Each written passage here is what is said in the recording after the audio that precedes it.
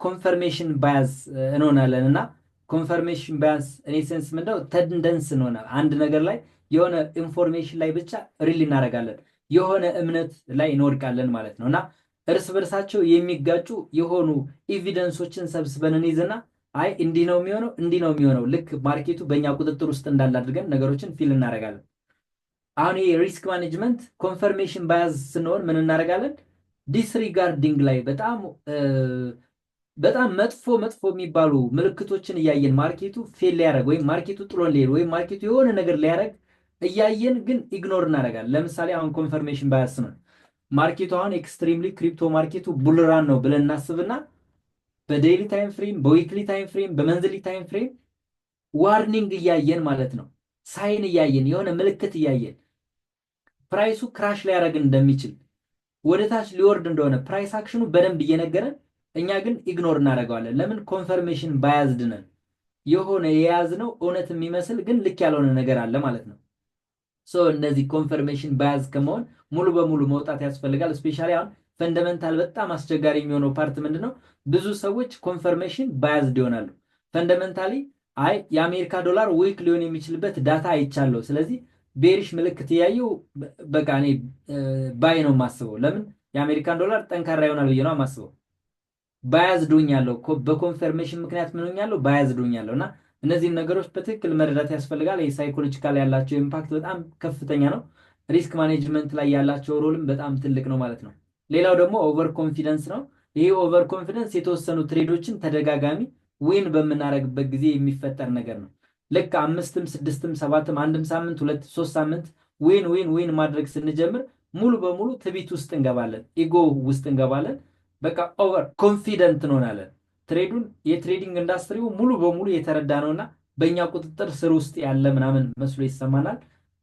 ዘንድ ከዛ በኋላ የሚፈጠረው ጥፋት በጣም ከፍተኛና አስቸጋሪ ሁኔታ ውስጥ እንድንወድቅ የሚያደርገን ሊሆን ይችላል ማለት ነው። ይህን ካልኳችሁ አሁን ሎዝ አቨርዥን የሚባል አለ። ሎዝ አቨርዥን ማለት አሁን የብዙ ሰው ችግር ምንድን ነው?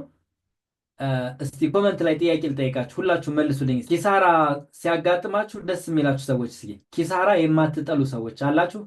ወይም ደግሞ የኪሳራ ከፍተኛ የሆነ ጥላቻ ያለባችሁ ሰዎች፣ ኪሳራ በጣም የሚያበሳጫችሁ ሰዎች፣ የሚያማችሁ ሰዎች፣ ራስ ምታት የሚሆንባችሁ ሰዎች፣ እስቲ የኪሳራ ጥላቻ ውስጥ ያላችሁ ሰዎች እስኪ ኮመንት ላይ ኪሳራ በጣም የምትጠሉ ሰዎች ማለት ነው።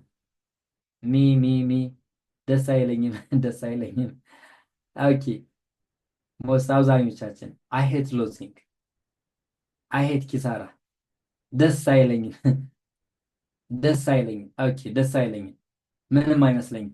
ምንም የማይመስላችሁ ሰዎች ኮንግራጁሌሽን፣ አትሊስት ይሄ በሽታ ለቋችኋል ማለት ነው።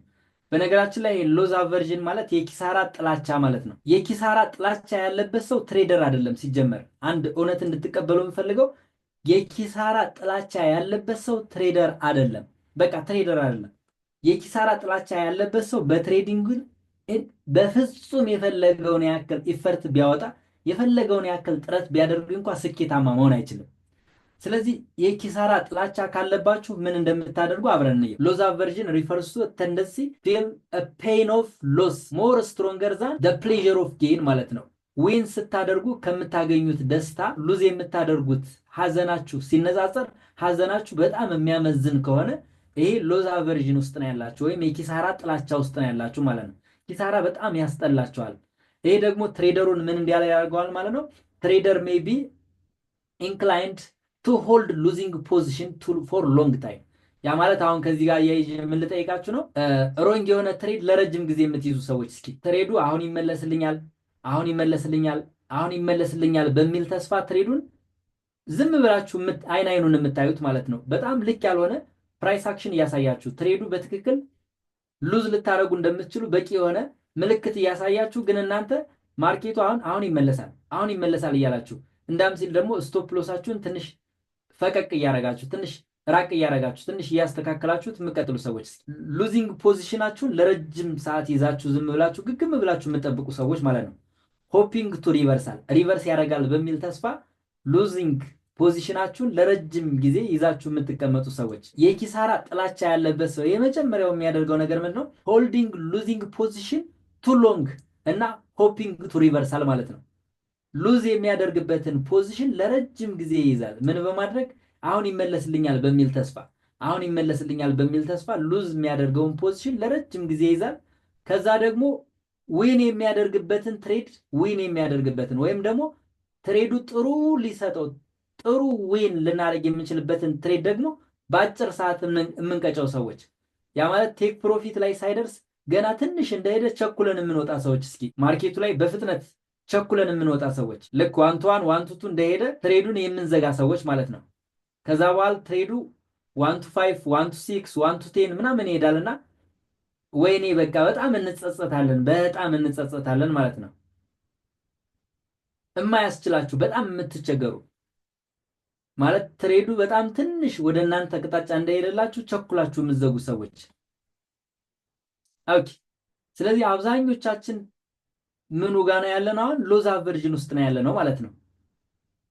ሎዝ አቨርዥን ይሄ የኪሳራ ጥላቻ ማለት ነው። ኪሳራን በጣም መጥላት፣ መክሰር አትፈልጉም በፍጹም። በቃ ሴፍ መሆን ነው የምትፈልጉት። አቤት ሲገርም!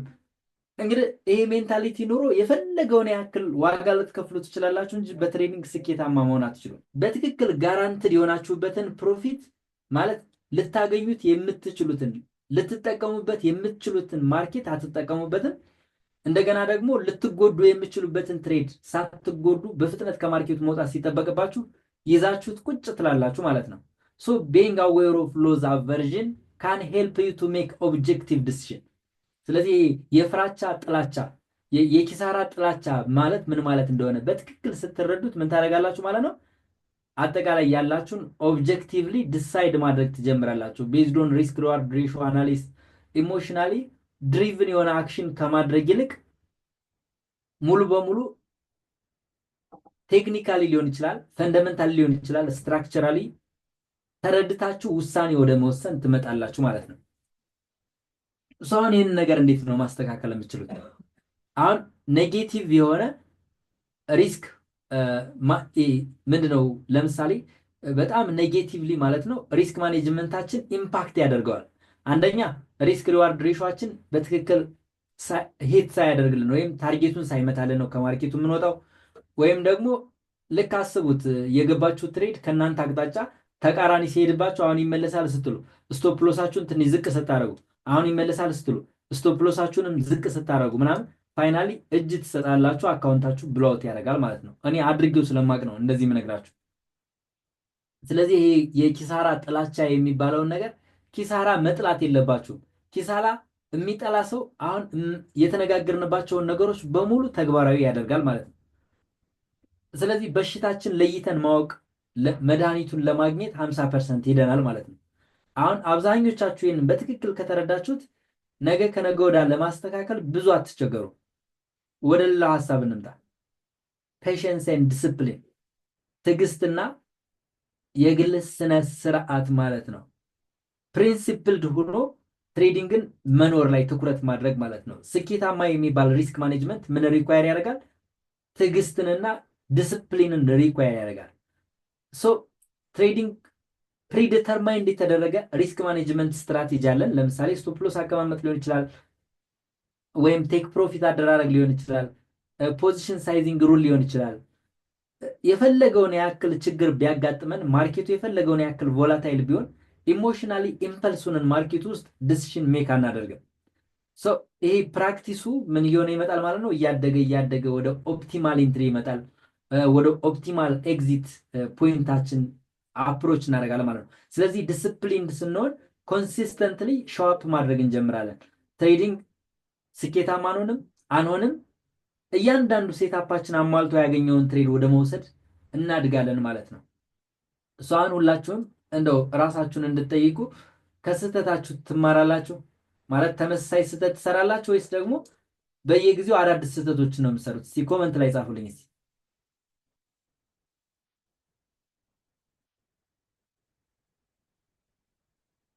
እስቲ ኮመንት ላይ ተመሳሳይ ስህተት ትሰራላችሁ፣ ትደግሟቸዋላችሁ? ኮፒ ፔስት የስህተት ኮፒ ፔስት ከባድ ነው።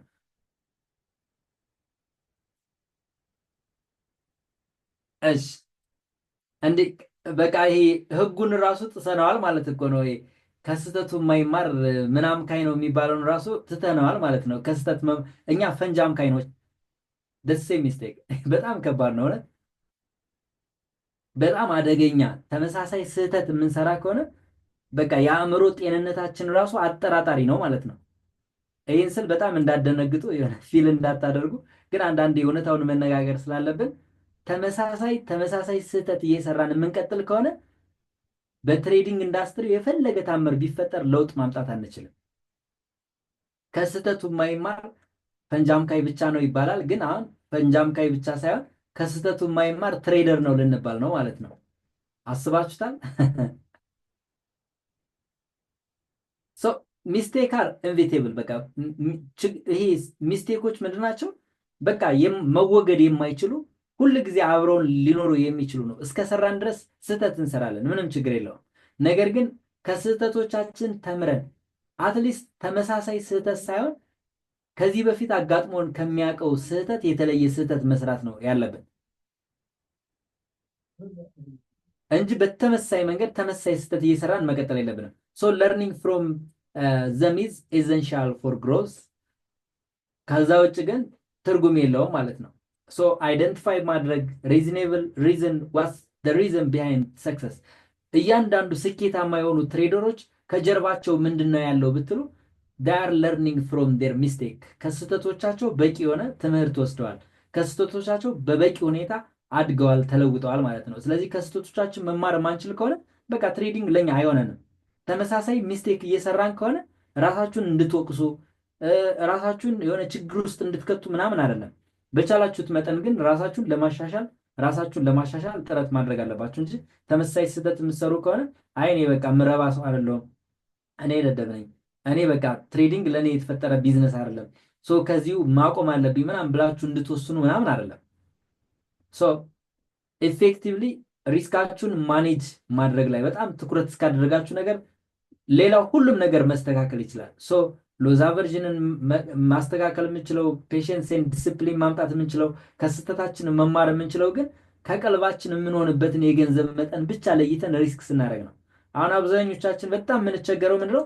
ከቀልባችን የምንሆንበትን አይነት የገንዘብ መጠን አይደለም ሪስክ የምናደርገው፣ ቀልባችን የምናጣበትን ራሳችን በትክክል ራሳችን የማናውቅበትን ራሳችን የማናገኝበትን አይነት ሪስክ ነው የምናደርገው ማለት ነው። ሶ አሁን በጣም ትኩረት እንድታደርጉ የምፈልገው ነገር አለ። እሱ ምንድነው? the only way to success in ትሬዲንግ ላይ ስኬታማ ልትሆኑ የምትችሉበት ብቸኛው መንገድ ምን እንደው ታውቃላችሁ ጋይስ? ትራይ ፌል ማድረግ፣ መውደቅ፣ መነሳት አለባችሁ። በቃ ቀጥታ ስኬታማ መሆን የሚባል ነገር የለም። በቀጥታ ስኬታማ የሆነ አንድም ሰው የለም። ስለዚህ ይሞክራል፣ ፌል ያደርጋል፣ አሁንም ይሞክራል፣ አሁንም ፌል ያደርጋል፣ አሁንም ይሞክራል፣ አሁንም ድጋሚ ፌል ያደርጋል እያለ ጀስት ዶንት ቢ አፍሬድ ኦፍ ሜኪንግ ሚስቴክ። ስህተት ለመስራት በፍጹም አትፍሩ፣ በጭራሽ አትፍሩ። ጀስት the more you try the better you become። በቃ ብዙ በሞከራችሁ ቁጥር ምን ትሆናላችሁ? የተሻለ ማንነታችሁን መገንባት ትችላላችሁ። መሻሻል የምትፈልጉ ከሆነ just you don't have to be afraid of you making mistake። በቃ ሚስቴክ ችግሮችን ለመፍጠር ወይም ስህተቶችን ለመስራት በፍጹም መፍራት የለባችሁ። ስህተቶችን ሰርታችኋል ማለት just it's a proof of you are trying something new። በቃ የሆነ አዲስ ነገር እየሞከራችሁ ነው፣ የሆነ አዲስ እንቅስቃሴ እያደረጋችሁ ነው። የማታውቁትን ነገር ወደ ማወቅ ሂደት ውስጥ ነው ያላችሁ ማለት ነው። ስለዚህ በፍጹም መሞከራችሁን ማቆም የለባችሁም። መሞከራችሁን በፍጹም መፍራት የለባችሁ ማለት ነው። just you have to give it one more try just give it one more try። በዚህ አይነት መንገድ ነው ራሳችን ማሳደግ የምንችለውና የምንፈልገው ቦታ ላይ መድረስ የምንችለው። so don't be afraid of making mistake in ትሬዲንግ ላይ በፍጹም ስህተት መስራት ሊያስፈራችሁ አይገባም። እንደውም ስህተት ስትሰሩ ራሳችሁን ሪዋርድ ማድረግ መጀመር አለባችሁ ማለት ነው። ኦኬ the path to success አሁንም ልድገመው። እንግዲህ ስኬታማ የምንሆንበት መንገዱ አሁን ምንድነው? ዩ ሃቭ ቱ ሰርቫይቭ። በቃ ሌላ ምንም ተአምር የለውም። ሌላ ምንም አዲስ ነገር የለውም። ትሬዲንግ ኢንዱስትሪ ላይ ስኬታማ መሆን የሚፈልጉ ከሆነ ሰርቫይቭ ማድረግ አለባችሁ። ሰርቫይቭ ሰርቫይቭ ለማድረግ ደግሞ ሪስክ የምናደርገው ገንዘብ በጣም ዝቅተኛ መሆን አለበት። እናንተ ያላችሁ ካፒታላችሁ ላይ ያለው ገንዘብ ለምን ያክል ጊዜ ይዘነው መቆየት እንችላለን? እንደምታውቁት ትሬድ የሆነ ሰሞን እስቲ ይህንን እዩ። 3% ሉዝ አደረገ፣ 4% ጌን አደረገ፣ 2% ሉዝ አደረገ፣ 1% ጌን አደረገ፣ 3% ሉዝ አደረገ፣ 6% ጌን አደረገ፣ 4% ሉዝ አደረገ፣ 1% ጌን አደረገ፣ ፋይናሊ 1% ሉዝ አደረገ፣ ዘንድ ፋይናሊ 20% ጌን አደረገ። ዩሲ ነገር ግን ከመጀመሪያው ያላችሁን ካፒታል ሪስክ ስታደርጉ የሆነ ነገር እናገኛለን ብላችሁ አስባችሁ ከሆነ ሙሉን ሉዝ ታደርጉትና ከዛ በኋላ አርፋችሁ ትቀመጣላችሁ ማለት ነው። ሶ ሰርቫይቭ ለማድረግ ምን ያስፈልጋል? ሰርቫይቭ ለማድረግ ሪስክን ማኔጅ ማድረግ ወይም ደግሞ ሪስክ የምናደርገው ገንዘብ ኪሳችን፣ ስሜታችንና ስነልቦናችን በፍጹም የሚነካ መሆን የለበትም ማለት ነው። በጭራሽ። ሰው ሰርቫይቭ ስታደርጉ ለውጥ ታመጣላችሁ። ሰርቫይቭ ካላረጋችሁ በቃ አለቀላችሁ ማለት ነው። ሰው ሰርቫይቭ የምናደርግበት ብቸኛው መንገድ ምንድነው? የመጀመሪያው ዳይቨርሲፊኬሽን ነው። ዳይቨርሲፋይ ዩር ሪስክ ጀስት አክሮስ መልቲፕል ኤክስቼንጅ። ወደ ተለያዩ ኤክስቼንጆች ምን ማድረግ ነው? ሪስካችን ዳይቨርሲፋይ ማድረግ። አክሮስ መልቲፕል ዲፈረንት ኤክስቼንጅ ሪስካችን ዳይቨርሲፋይ ማድረግ ይጠበቅብናል። እንዴት ነው እሱን ማድረግ የምንችለው? ይህ ምክር ለብዙዎቻችሁ በጣም ህይወት ይሆናል ብዬ አስባለሁ። የምር ነው የምነግራችሁ። አብዛኞቻችን የማንረዳው የማይገባን ግን ከተጎዳን በኋላ ነገሩ ትኩረት ሰጥተን ለማየት የምንሞክረው ማለት ነው። አንድ ነገር ልንገራችሁ። ጀስት ዶንት ፑት ኦል ዩር ኤግስ ኢን ዋን ባስኬት። ሁሉንም እንቁላሎቻችሁን አንድ ቅርጫት ውስጥ ማስቀመጥ የለባችሁም። አንዱ እንቁላል ቢበላሽ የሆነ ቢገማ ማለት ነው ሌሎች እንቁላሎች በሙሉ እንዲሁ አብረው ይበላሻሉ ማለት ነው። እና ይሄ ምን አጋጠመኝ?